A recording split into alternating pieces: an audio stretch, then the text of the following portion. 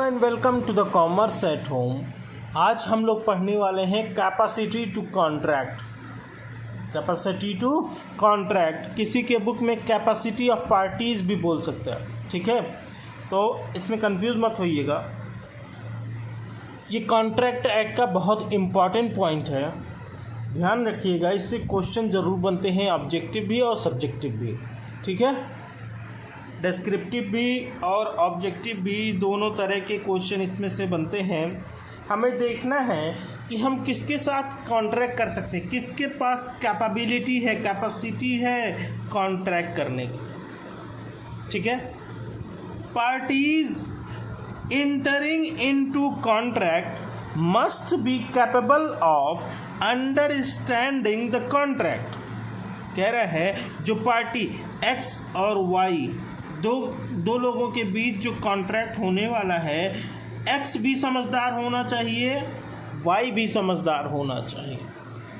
मतलब जो कॉन्ट्रैक्ट हो रहा है उसकी टर्म और कंडीशन एक्स को भी समझ में आनी चाहिए और वाई को भी समझ में आनी चाहिए, ठीक है। And forming rational judgement as to its effect upon the interest. मतलब अपने फ़ायदे के लिए वो सही फैसला कर सकें और वो अपने फ़ायदे के हिसाब से सही फैसला कर सकें। एक 4 साल के बच्चे से हम एक बिल्डिंग का एग्रीमेंट करें, क्या ठीक बात है? नहीं, वो समझदार नहीं है। एक आदमी पी के रखा हुआ है, पिया हुआ है 2-4 बोतल, उससे हम कह रहे हैं हम तुम्हारी गाड़ी खरीदना चाह रहे हैं, बताइए उसके होश में है कुछ? ऐसा नहीं है। तो कह रहा है हम नॉर्मली आदमी से तो कॉन्ट्रैक्ट कर सकते। A person can inter into agreement या कॉन्ट्रैक्ट। एक आदमी कॉन्ट्रैक्ट में या एग्रीमेंट में इंटर कर सकता है विद एनी पर्सन, किसी भी पर्सन से, किसी भी पर्सन से। पर्सन मतलब है यहाँ पे बेटा कि कोई भी कंपनी हो, कोई भी बिजनेस हो, कोई भी कंपनी हो, बिजनेस हो, कंपनी हो सकती है, बिजनेस हो सकता है, इंडिविजुअल हो सकता है, एक्सेट्रा, कई चीज़ें हो सकती हैं, कोई इंस्टीट्यूशन हो सकता है, ठीक है। कोई भी ऐसी संस्था जिससे हम कॉन्ट्रैक्ट कर सकते हैं, तो हम कॉन्ट्रैक्ट किसी भी व्यक्ति से कर सकते हैं, चाहे वो बिजनेस हो चाहे कोई इंसान हो। लेकिन कह रहा है उसमें कौन सी बातों को छोड़कर, एक्सेप्ट, कुछ लोग ऐसे हैं जिनको छोड़कर, कुछ ऐसे लोग हैं जिसके साथ हमें कॉन्ट्रैक्ट करना नहीं चाहिए। तो एक्सेप्ट किसको छोड़ दिया जाए? तो 3 तरह की चीज़ें हैं बेटा। पहला है a person of unsound mind, मतलब जिसका दिमाग ठीक ना हो, पागल ओगल टाइप हो। तो अभी हम आगे पढ़ेंगे कि कितने तरह के पागल होते हैं, तो चिंता मत करिए। तो पहला क्या है? A person of unsound mind, कोई पागल व्यक्ति है जिसका दिमाग ठीक नहीं है, आप उससे कॉन्ट्रैक्ट मत करिए। एक माइनर है, माइनर मतलब 18 साल से छोटा हो, 18 साल से छोटा हो। और ये एज लिमिट 18 कौन तय करता है? Indian majority act 1875, majority act 1875 ये हमको बताता है कि माइनर की एज कितनी होती है। जैसे ही 18 साल एक दिन हुआ, अब वो मेजर हो चुका है। अब अगर आप उसके साथ कोई कॉन्ट्रैक्ट करना चाहें तो कर सकते हैं। अच्छा, एक है डिस्क्वालिफाइड लॉ बाय लॉ, जिसको कानून कहता है कि आप इसके साथ कॉन्ट्रैक्ट मत करिए, जिससे कोर्ट कहता है, हमारी सरकार कहती है, मतलब देश कहता है, कानून कहता है कि आप ऐसे व्यक्ति के साथ कॉन्ट्रैक्ट मत करिए, तो ऐसे व्यक्ति के साथ हमें कॉन्ट्रैक्ट नहीं करना चाहिए। तो अभी हम देखें डिटेल में कौन कौन से व्यक्ति ऐसे हैं जिसको लॉ, कानून हमें मना करता है। और माइनर तो आप जानते हैं, कोई भी लड़का या बच्चा या बच्ची जो 18 साल से कम हो। A person of unsound mind, पागल व्यक्ति, ठीक है। तो पागल में देखते हैं पहले क्या है। माइनर का केस थोड़ा ज़्यादा लंबा है, तो माइनर को हम लोग नेक्स्ट पेज में पढ़ेंगे। डिस्क्वालिफाइड बाय लॉ, हम जो है ये और ये पहला पॉइंट और तीसरा पॉइंट यहाँ पे पढ़ लेते हैं। दूसरा वाला पॉइंट जो माइनर का है वो हम नेक्स्ट पेज पे देखेंगे, ठीक है। देखिए बेटा, अगर आप लोग को अभी तक वीडियो सारी समझ में आ रही हैं, पसंद आ रही हैं, तो आप दूसरों तक शेयर ज़रूर करिए। उससे क्या होगा कि मेरी थोड़ी हेल्प हो जाएगी, मैं कुछ करना चाहता हूँ आप लोगों के लिए। तो जितना आप लोग सपोर्ट करते रहेंगे और शेयर करते रहेंगे उतना मुझे सपोर्ट मिलता रहेगा, है ना। तो आप लोग बस शेयर किया करिए, पसंद आए वीडियो तो लाइक किया करिए और लोगों से बोलिए सब्सक्राइब कर लें ताकि वो भी आसानी से पढ़ाई कर सकें। Okay, good luck. पहला देखते हैं, पहला है अनसाउंड माइंड। अनसाउंड माइंड में पहला इडियट, जिसको मूर्ख कहते हैं। कोई मूर्ख व्यक्ति से कोई आदमी कॉन्ट्रैक्ट ना करे, ठीक है। अब मूर्खता में कई चीज़ें आ सकती हैं। इंसान पढ़ा लिखा नहीं है तो उसको कोई चीज़ की उतनी जानकारी नहीं है, तो आप ऐसे आदमी से जो पढ़ा लिखा नहीं हो उससे कॉन्ट्रैक्ट मत करिए, बिल्कुल जाहिल हो, ठीक है। दूसरा है लूनेटिक। लूनेटिक होता है बेटा कि कोई आदमी कभी पागल रहता है कभी नहीं रहता, जैसे कि चांद। लूनेटिक जो वर्ड लिया गया है वो लूनर से लिया गया है। लूनर मतलब होता है चांद, मून। अब मून की प्रकृति, नेचर कैसा होता है बेटा, कभी वो पूरा होता है, कभी ऐसा वो पूरा होता है, कभी वो आधा होता है, ठीक है, कभी और कम होता है, कभी बिल्कुल ऐसे ही पतला सा होता है चांद। पेन क्यों नहीं चल रही यार। कभी वो बिल्कुल अधूरा सा होता है, कभी वो आधा होता है, कभी पूरा होता है, कभी उससे ज़्यादा होता है। अच्छा, आधे से थोड़ा ज़्यादा भी हो सकता है। तो ऐसे का चांद जो होता है कभी पूरा होता है, कभी आधा होता है। तो कोई आदमी कभी थोड़ा पागल होता है, कभी पूरा पागल होता है, कभी थोड़ा ज़्यादा पागल होता है। ऐसे ऐसे करके जो व्यक्ति होते हैं कुछ बीमारियों की वजह से, है ना। गजनी आपने देखी होगी और एक गोलमाल मूवी देखी होगी, उसमें आपने देखा होगा भूला, है ना, तो वो हर बात भूल जाता है। तो ऐसे आदमी से जो है कॉन्ट्रैक्ट मत करिए। लूनेटिक का केस जो है हम आपको एक एग्जांपल देते हैं। चलिए मान लेते हैं एक आदमी है,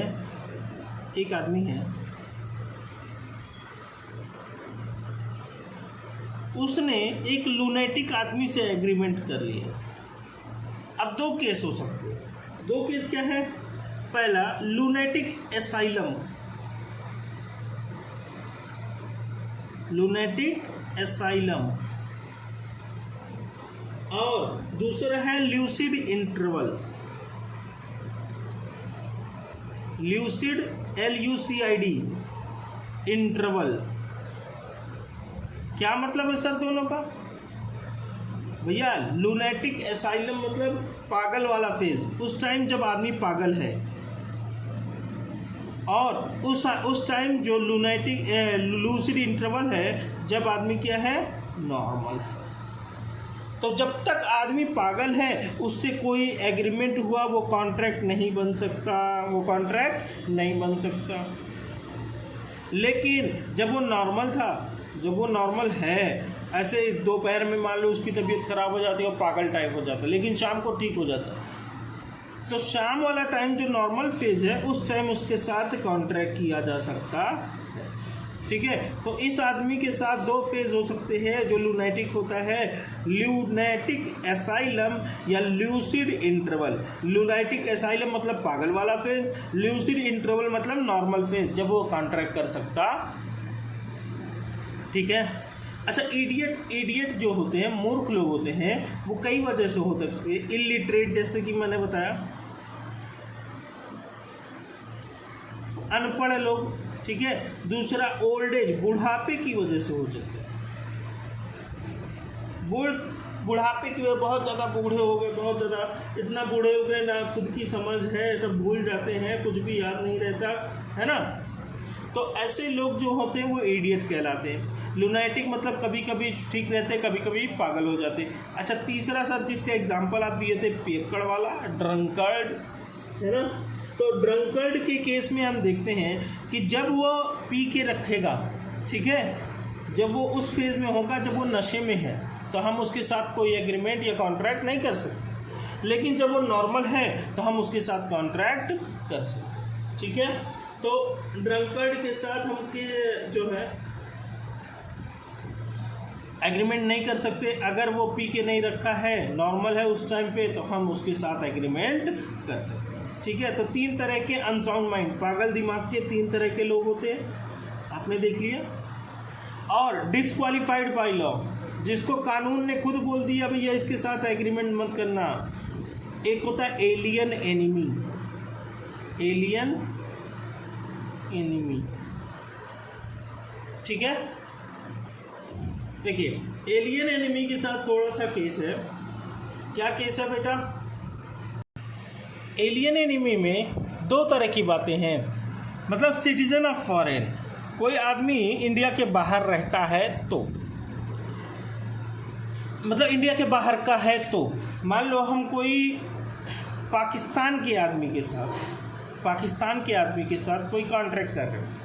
अच्छा, मान लो उसके साथ हम कोई लड़ाई झगड़ा हमारे देश का नहीं चल रहा है पाकिस्तान के साथ, तो वो हमारा फ्रेंड कहलाएगा। A person whose country is at peace with Republic of India, हमारे देश के साथ उसका देश का अच्छा संबंध है, तो वो आदमी हमारा फ्रेंड कहलाएगा, वो कंट्री हमारा फ्रेंड कहलाएगा। अच्छा, अगर कोई कंट्री अच्छा बीच में हमसे पाकिस्तान से लड़ाई होने लगी तो वो क्या कहलाएगी? Alien enemy. क्या कहलाएगी? वो ऐसा देश कहलाएगा या ऐसा देश का व्यक्ति कहलाएगा जो देश हमारा क्या है, हमारे देश का दुश्मन है। A person whose country is not at peace with Republic of India.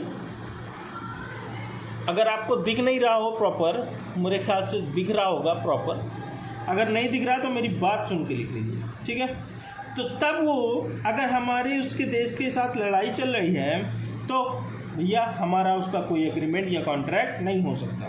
During the war no contract can be made, हमारा पाकिस्तान से लड़ाई चल रही है, उस टाइम के बीच में हम पाकिस्तान के कोई भी आदमी से कोई कॉन्ट्रैक्ट नहीं कर सकते। अच्छा, कोई आदमी जिद में आ गया सर हम कर ले, तो हाँ हमारी मर्जी सर हम कर लेंगे, तो बेटा तुम झेलना, तुम्हारा पैसा वैसा फंसेगा, कोई दिलाएगा नहीं, सरकार ऊपर से 2 थप्पड़ मारेगी, है ना, कहेगी ये क्या किया तुमने, देख रहे हो लड़ाई झगड़ा चल रहा है पूरे देश का, अब तुम जो है बिजनेस कर रहे हो, उसको फ़ायदा पहुंचा रहे हो। ठीक है, तो अगला देखते हैं, एनी एग्रीमेंट इंटर्ड बिफोर वार, अगर कोई एग्रीमेंट मान लो 1 साल पहले हमारा पाकिस्तान से कोई झगड़ा नहीं था, तो 1 साल नहीं 1.5 साल पहले हम पाकिस्तान से कोई एग्रीमेंट कर लिए थे, ठीक है, विल बिकम वाइड, तो वो एग्रीमेंट क्या हो जाएगा? ख़त्म हो जाएगा, खराब हो जाएगा। सस्पेंड, वो ख़त्म कर दिया जाएगा। ड्यूरिंग द वार, जिस वक्त लड़ाई चल रही है उस टाइम वो क्या कर दिया जाएगा? ख़त्म। In case of pending contract, अगर कोई कॉन्ट्रैक्ट फंसा रह गया, the agreed party shall approach central government to recover his price. अब एक एग्जाम्पल ले लीजिए हमसे, फिर बातें पूरी समझ लेते हैं। मान लो एक आयुष नाम का लड़का है जिसने एक शाहनवाज नाम के लड़के से कॉन्ट्रैक्ट,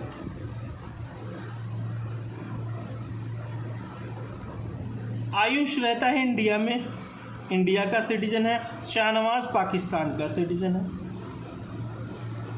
ठीक है। हम दोनों कंट्रीज़ में, इंडिया और पाकिस्तान में कोई लड़ाई झगड़ा नहीं चल रहा। आज तारीख है 26 जुलाई, तो ये दोनों आपस में इंपोर्ट एक्सपोर्ट का बिजनेस करते हैं और करते चले आ रहे हैं कई साल से।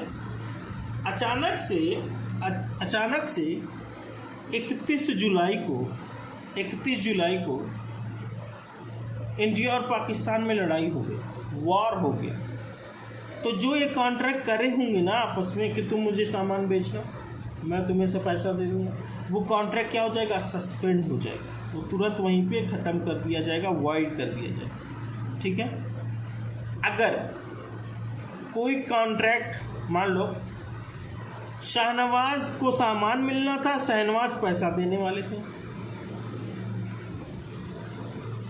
ठीक है। अब आयुष ने सामान भेज दिया शाहनवाज को, अब अगले दिन ये पैसा आने वाला था, लेकिन वो अशुभ घड़ी आ गई 31 जुलाई। अब ये 30 जुलाई को ये सामान भेजे थे, 31 को पहुंचा। अब वो 31 के बाद पैसा भेजता है, लेकिन 31 को लड़ाई हो गई, तो अब वो तो पैसा नहीं भेज रहा। आयुष परेशान है, अरे यार मैंने तो माल दे दिया उसको, अब वो पैसा ही नहीं दे रहा, मैं क्या करूं। तो आयुष को जाना पड़ेगा सेंट्रल गवर्नमेंट के पास, अप्रोच करना पड़ेगा, ताकि वो शाहनवाज को, जो इंडिया के कुछ सिटीजन वहाँ पाकिस्तान में होंगे, वो क्या बोलते हैं एजेंट वगैरह, उनके थ्रू वो शाहनवाज से क्लेम करवाएंगे और वहाँ से डैमेजेस रिकवर किया जाएगा। मतलब एग्री पार्टी के पास ये ऑप्शन है कि वो सेंट्रल गवर्नमेंट के पास अपना जाके डैमेजेस रिकवर कर सकता है, लेकिन ये बहुत लंबा प्रोसेस हो जाता है। तो कह रहे हैं एलियन एनिमी के साथ आप कॉन्ट्रैक्ट मत करिएगा, वरना फंसेंगे तो आपकी जिम्मेदारी, और सेंट्रल गवर्नमेंट के पास अप्रोच करिए और वहाँ से मिल तो सकता है, बट बहुत मुश्किल हो जाती है उसको। अब एलियन एनिमी के नीचे आप लिखिएगा फॉरेन सॉवरेन एंड एम्बेसडर, मतलब कोई ऐसा व्यक्ति जो बहुत ऊंची पोस्ट पे हो और वो फॉरेन का हो। ठीक है, जैसे कि अमेरिका वगैरह में सेनेटर्स होते हैं, ठीक है। तो सेनेटर वगैरह से, जैसे कि एक एग्जांपल लिखा हुआ है कि एक आदमी है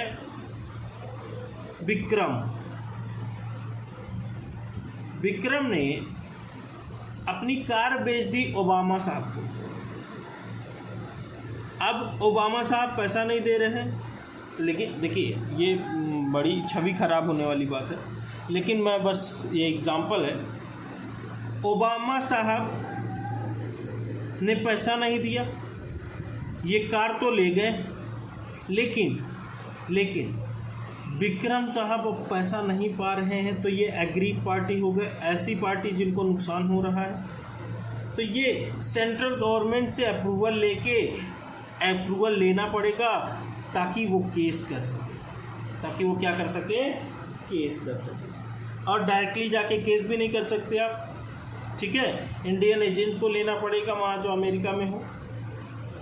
आगे आते हैं कन्विक्ट, मुजरिम, जो प्रिजनर है, जो जेल में है।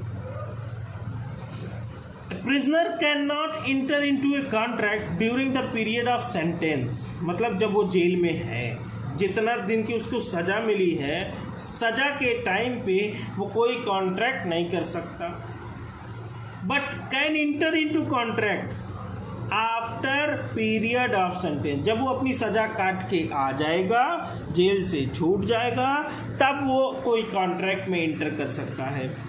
अच्छा, एक टाइम और होता है जब वो इंटर कर सकता है, during the period of parole. कभी कभी पैरोल पे छूटता है, बेल मिलती है, कुछ टाइम की छूट मिलती है, तो पैरोल पे छोड़ा जाता है, कुछ दिन की छूट होती है, वो उस टाइम पे वो कॉन्ट्रैक्ट में इंटर कर सकता है। मान लो 15 दिन के लिए छूटा, तो 15 दिन के लिए वो पैरोल पे अगर है तो 15 दिन का वो काम कर ही सकता है। तो आप अगर 2-4-5 दिन का काम करवाना चाहते हैं तो आप उससे कॉन्ट्रैक्ट कर लीजिए, ताकि वो कर सके, और वो कर लेगा। 15 दिन का मतलब आप 30 दिन का काम दे रहे हैं और वो 15 दिन के पैरोल पे आया है, तो भैया हो सकता है पॉसिबल? नहीं हो सकता। तो आप देख के ही दीजिएगा कि कितने दिन के लिए वो पैरोल पे आया है और हम उससे क्या काम करवाना चाह रहे हैं, उससे हो पाएगा या नहीं हो पाएगा। ठीक है। अच्छा, इंसॉल्वेंट, अगला आखिरी है इंसॉल्वेंट। ऐसा आदमी जो कंगाल हो, पहले से ही वो आपके साथ क्या ही कॉन्ट्रैक्ट करेगा भाई, उसके पास पैसा वैसे ही नहीं है, उसकी लायबिलिटी ज़्यादा है, किससे? एसेट से ज़्यादा है, एसेट से बहुत ज़्यादा है उसकी लायबिलिटी। वो बैंकरप्ट है, बैंकरप्ट जिसको बोलते कंगाल। वो कोर्ट जाएंगे, अपॉइंट करेंगे ऑफिशियल असाइनर या ऑफिशियल रिसीवर। ऑफिशियल असाइनर, अगर कोर्ट ने इसको डिसाइड कर दिया है असाइनर को भेजकर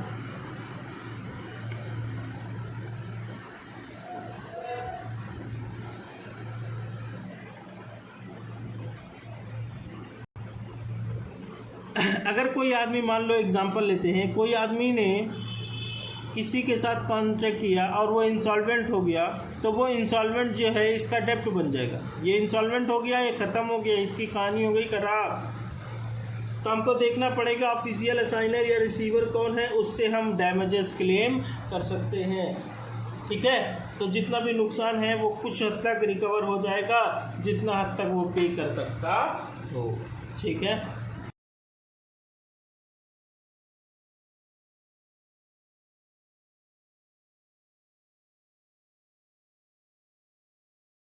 अब देखते हैं माइनर को। माइनर के मामले में क्या है कि अगर कोई आदमी माइनर के साथ एग्रीमेंट करता है तो वाइड एब इनिशियो कहा जाएगा, वाइड फ्रॉम वेरी बिगिनिंग। मतलब वो कॉन्ट्रैक्ट शुरू से ही ठीक नहीं था, वो अच्छी बात नहीं थी, छोटे बच्चे से कोई कॉन्ट्रैक्ट होता नहीं। ठीक है, लेकिन कुछ ऐसी बातें हैं जो हमको जाननी ज़रूरी हैं। तो हम लोग देखते हैं क्या क्या बातें। पहला, agreement with minor is wide एब इनिशियो। मतलब क्या है कि अगर कोई एग्रीमेंट हुआ है माइनर के साथ तो वो कॉन्ट्रैक्ट तो बन ही नहीं पाएगा, इसलिए यहाँ एग्रीमेंट लिखा हुआ है, कॉन्ट्रैक्ट विद माइनर नहीं लिखा हुआ। ठीक है, agreement with minor is wide एब इनिशियो। मान लो इसमें एक केस लॉ है बेटा, मोहिरी बीबी वर्सेस धर्मोदास घोष।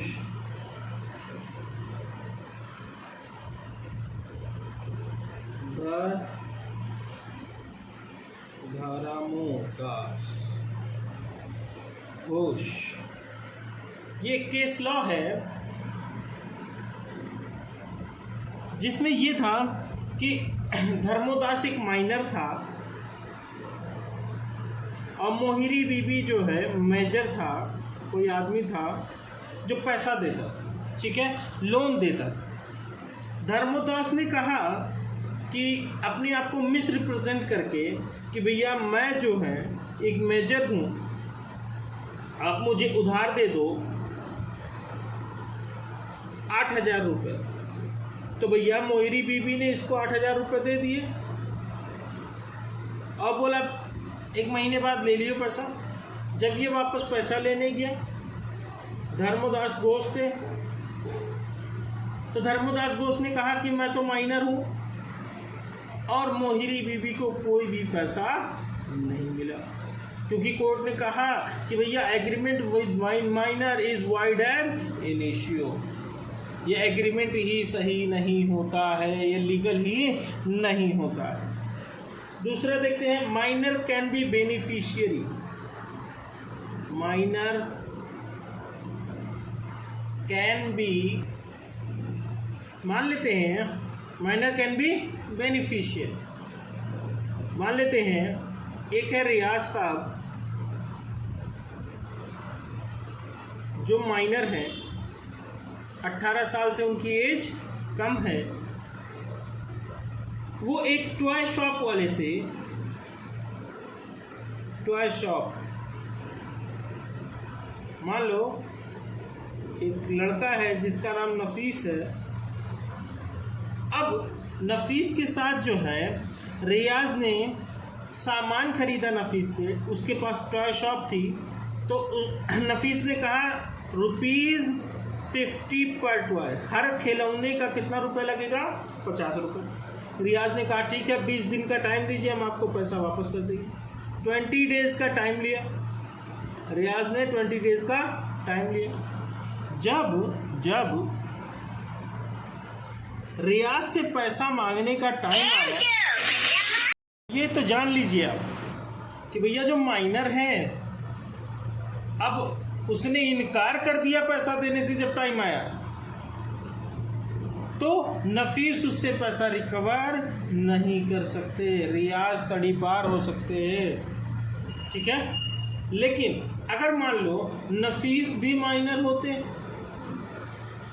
और ये भी माइनर होते, दो केस हो सकता है कि भैया इसने अपने आप को रिप्रेजेंट किया गलत, इसने अपने आप को रिप्रेजेंट किया गलत, तो भैया क्या हो जाएगा, स्टेटस क्वो एंटी,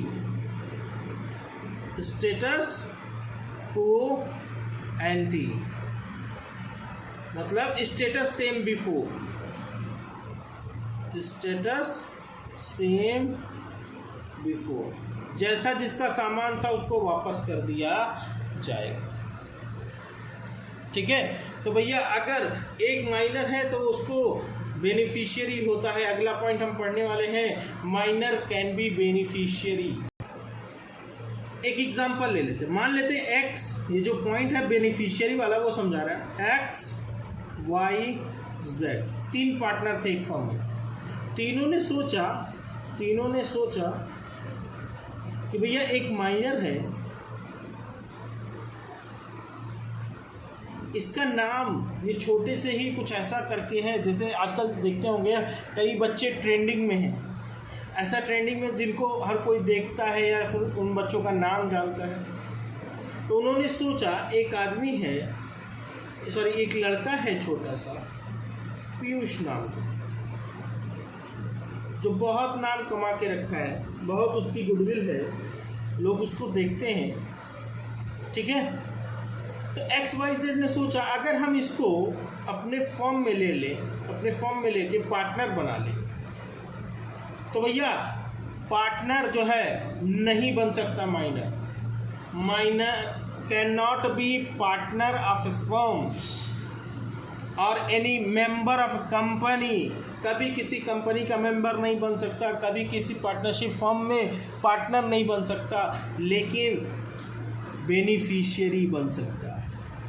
क्या बन सकता है, बेनिफिशियरी, मतलब उसमें प्रॉफिट होगी तो चारों में बटेगा, इसमें और इसमें। लेकिन अगर लॉस होगा बेटा, अगर लॉस होगा तो सिर्फ एक्स वाई और जेड लॉस झेलेंगे, माइनर का उसमें कोई हिस्सा नहीं होगा, सिर्फ फायदे में हिस्सा होगा। इसलिए कहा जाता है माइनर कैन बी बेनिफिशियल। ठीक है, आगे चलते हैं, चलिए आगे देते हैं। Minor can always plead minority, हमेशा वो इसी का रोना रोता, मैं तो छोटा हूँ, मतलब अभी एक केस था मोहिरी बीबी या धर्मोदास का केस जो था, मोहिरी बीबी ने केस किया था धर्मोदास पे कि धर्मोदास पैसा दे दो, लेकिन उसको नहीं मिला। उसने क्या कह दिया, मैं तो सर माइनर हूँ, मैं क्या जानूँ। तो आप ये कहेंगे फिर सर अगर माइनर को कोई सज़ा नहीं मिलती है, यहाँ तक कि उसने झूठ बोला था कि हम 18 साल से ज़्यादा हैं, 18 साल से ज़्यादा है। मान लो एक आदमी है ए, एक आदमी है बी, और बी एक माइनर है और ए एक मेजर है। बी ने ये बताया कि मैं 18 साल 2 महीने का हूँ, 18 साल 2 महीने का हूँ, बल्कि वो 17 साल 10 महीने का था। अब बताइए, इसने झूठ बोला ना। अब इसके साथ जो कॉन्ट्रैक्ट होगा, ए तो यही जानता है कि ये मेजर है 18 साल 2 महीने का। ए से उसने पैसा ले लिया, बाद में बी ने इनकार कर दिया, हम पैसा नहीं देंगे, हम तो माइनर हैं, हम क्या हैं, माइनर हैं। तो सर इसको सज़ा नहीं मिली। तो ऐसा क्यों हुआ आपके दिमाग में ऐसा? सर अजमल कसाब का एक केस था, छोटा सा नहीं, बहुत बड़ा सा, वो भी माइनर था, वो भी 18 साल से कम था, 17 साल के आसपास था, और उसने जो जुर्म किया उसकी क्यों सज़ा मिली? सर यहाँ माइनर को तो कोई सज़ा नहीं मिल रही, उसको क्यों मिली?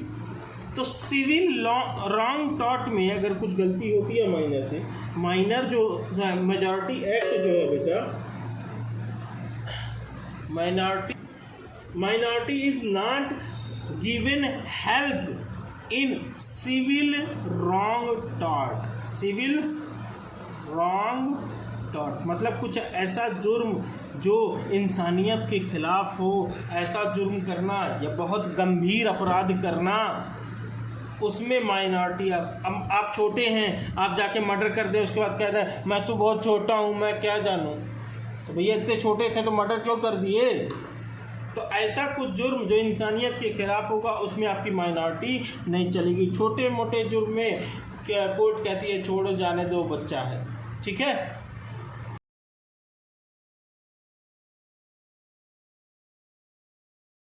चलिए आगे की बातें देखते हैं। No ratification is allowed on attaining the age of majority, मतलब कि अगर वो माइनर से उसी एग्रीमेंट में मेजर हो जाता है तो उसमें कुछ रेक्टिफिकेशन नहीं होना चाहिए। जैसे कि एक्स वाई जेड तीनों मिलके पार्टनर बनाए थे, किसको, पीयूष को, किसको बनाए थे, पीयूष को, तो वो बेनिफिशियरी था, वो फ़ायदा सिर्फ लेने वाला था। ऐसा नहीं हो सकता कि जब वो 18 साल का हो जाएगा तो अब XYZ क्या कहेंगे, भैया तुम भी मेजर हो गए हो, तुम भी भैया अब प्रॉफिट और लॉस दोनों में हिस्सा रहेगा, लॉस भी तुमको झेलना पड़ेगा।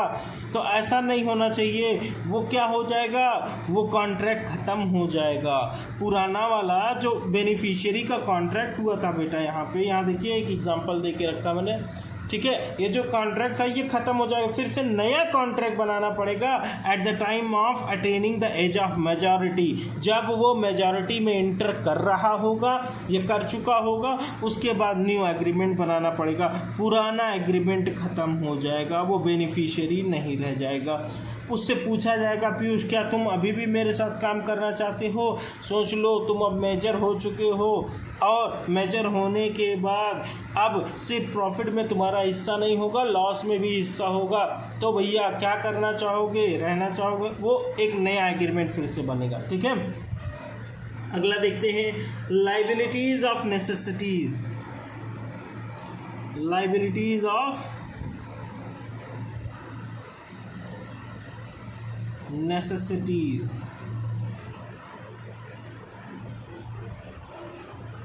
मान लो एक आदमी था, एक लड़का था, माइनर था, वो एक शॉप में गया, पेंटालून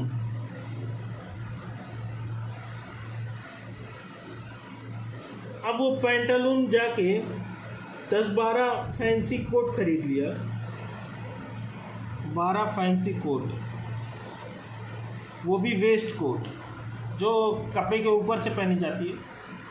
तो कह रहा है माइनर जो है अगर किसी चीज़ की पेमेंट करेगा तो वो चीज़ होगी उसकी नेसेसिटी, जैसे कि फूड खाने के लिए, क्लॉथ कपड़े के लिए, और शेल्टर घर के लिए, पनाह के लिए, एजुकेशन के लिए, इन सब के लिए अगर कोई इस्तेमाल कर रहा है कोई चीज़ तो उसको पैसा देना पड़े। लेकिन यहाँ तो सर ये फैंसी जो कपड़ा है ये तो कपड़ा ही है सर, क्लॉथ तो है, लेकिन देखा जाएगा क्या वो उसके लिए नेसेसिटी थी। अगर कोई आदमी, अगर कोई छोटा बच्चा कपड़ा लेता है, कोट कब खरीदेगा, जब उसके पास पैंट शर्ट होगी तभी खरीदेगा। तो पैंट शर्ट है तो उसके पास अवेलेबल क्लॉथ हैं, उससे ऊपर ये इसकी नेसेसिटी नहीं हुई। ये जो फैंसी कोट था ये इसकी नेसेसिटी नहीं हुई, इसलिए ए को कोई पैसा देने की ज़रूरत नहीं है। सिर्फ नेसेसिटी का पैसा देगा माइनर, और ये कोट नेसेसिटी तो हुई ही नहीं। लेकिन एक ए जो है एक गरीब बच्चा था, तो उसके लिए पेंटालून से कपड़ा खरीदना लग्जरी कहलाया। क्या कहलाया, लग्जरी कहलाया। भैया फुटानी कर रहे हैं, ठीक है, वो लग्जरी हो गया उसके लिए। लेकिन अगर बहुत बड़े आदमी का लड़का, जैसे कि अंबानी साहब हो, उनका कोई बेटा माइनर हो और वो जाके पेंटालून से, है ना, या ब्लैकबेरी से कपड़ा खरीदता है तो वो उसके लिए नेसेसिटी हो जाएगी। क्यों? क्योंकि वो लोग ऐसे ही जीते आए हैं, हमेशा से उसी चीज़ों में रहे हैं, लग्जरी चीज़ों में, तो वही उनके जीवन यापन का तरीका। तो अमीर के लिए जो चीज़ नेसेसिटी हो सकती है वो गरीब के लिए भैया लग्जरी होती है। बात समझ में आ रही है? उसको कह दो कि भैया बस में DTC वाले चलने के लिए, तो अंबानी का बेटा जो होगा परेशान हो जाएगा, लेकिन पुअर गरीब बच्चा परेशान नहीं होगा। अंबानी का लड़का अगर मर्सिडीज़ में घूमेगा तो वो उसकी नेसेसिटी है, वो उसकी ज़रूरत है। लेकिन गरीब आदमी का बच्चा अगर मर्सिडीज़ में घूमेगा तो वो उसकी लग्जरी कहलाएगी। ठीक है, तो लग्जरी के लिए कोई पेमेंट नहीं देना पड़ता, लेकिन नेसेसिटी के लिए देना पड़ेगा। मान लो एक आदमी है, प्लेयर है, एक बच्चा है छोटा, वो प्लेयर है किसी चीज़ का, मान लो क्रिकेट का। अब क्रिकेट के टाइम पे उसको बैट बॉल वगैरह खरीदने पड़ते हैं, है ना। वो जाएगा तो होटलों में रुकेगा। अब आप कहोगे सर होटलों में रुकना, ये तो शेल्टर में आ गया, नेसेसिटी में। सर वो नेसेसिटी में इसलिए आ जाएगा क्योंकि भैया होटल में रहना तो लग्जरी कहलाएगा। हम तो गए, घर नहीं रहे, छोटा सा रूम लेके नहीं रहे, वो जाके होटल में 5 स्टार होटल में रह रहे, तो वो उसके लिए नेसेसिटी इस तरह से हो जाएगा बेटा, क्योंकि वहाँ एजुकेशन है, वहाँ कुछ ट्रेनिंग है, वो उस बच्चे की एजुकेशन है, वो क्रिकेट खेलना वो उसकी एजुकेशन है। इस वजह से वहाँ पे जो जितना भी होटल वगैरह का खर्चा होगा वो एक माइनर बच्चा पे करना पड़ेगा उसको। बात समझ में आ रही है? अच्छा, ये केस था, ये पेंटालून वाला, Nash versus Inman. Nash Pantaloons वाला था, इनमैन वो माइनर था। नैश और इनमैन ने केस किया था, सॉरी नैश ने केस किया था इनमैन के ऊपर, नैश वर्सेस इनमैन। अच्छा, कॉन्ट्रैक्ट बाय गार्जियन। अच्छा देखिए, कॉन्ट्रैक्ट बाय गार्जियन में बड़ी अच्छी बात है। आप तो जानते हैं माइनर जिम्मेदार नहीं होता लग्जरी के लिए, सिर्फ अपनी नेसेसिटी के लिए, खाना कपड़ा रहना और पढ़ाई के लिए वो देगा। हेल्थ भी आ गई है अब, है ना, बेसिक नेसेसिटी में दवा वगैरह का पैसा देना पड़ेगा उसको। लेकिन कॉन्ट्रैक्ट बाय गार्जियन, अगर आपके गार्जियन ने, आप छोटे हैं, आपके बेसिस पे, आप पे बिहाफ पे कोई कॉन्ट्रैक्ट कर दिया है, तो वाई के फादर, एक लड़का वाई जो माइनर है, तो माइनर सिर्फ नेसेसिटी के लिए लाइबल होता है, आप जानते हैं। लेकिन अगर कॉन्ट्रैक्ट हुआ गार्जियन के साथ, किसके लिए? माइनर के लिए। एक्स एक आदमी था, उसका बेटा था माइनर, ठीक है। एक्स ने कॉन्ट्रैक्ट किया इसके लिए कि भैया इसको कुछ फ़ायदा हो जाएगा उस कॉन्ट्रैक्ट से। अब इसका गार्जियन जो होगा वो पर्सनली लाइबल नहीं होगा, सिर्फ एक्स के, सॉरी वाई जो माइनर है उसके नाम की जो प्रॉपर्टी उसकी लाइबल होगी। लाइबल जो होगी, liable is minor's property. Minor की जो प्रॉपर्टी है वो पर्सनली लाइबल हो जाएगी, लेकिन उसके फादर की कोई जिम्मेदारी नहीं।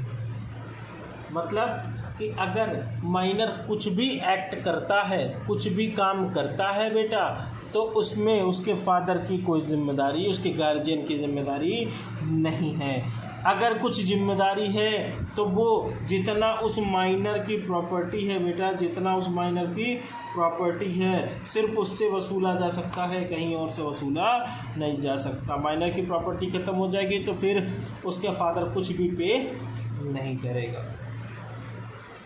अच्छा, एक बात और है बेटा, मैरिड वुमेन, शादीशुदा औरत, विवाहित स्त्री जिसको कहते, विवाहित स्त्री के केस में क्या है कि अगर मान लो कोई बैंक है, कोई एक बैंक है, उस बैंक ने एक औरत को लोन दिया, तो उसके लिए उसका हस्बैंड जिम्मेदार नहीं होगा, उसका हस्बैंड जिम्मेदार नहीं होगा, वो पर्सनली लाइबल हो उस लोन के लिए। वो औरत जो होगी वो पर्सनल लाइबल होगी। तो इसलिए कहा जाता है मैरिड वुमेन के साथ बहुत सोच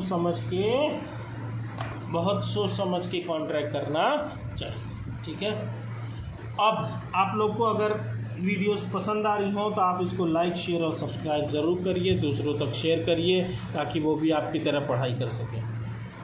गुड लक।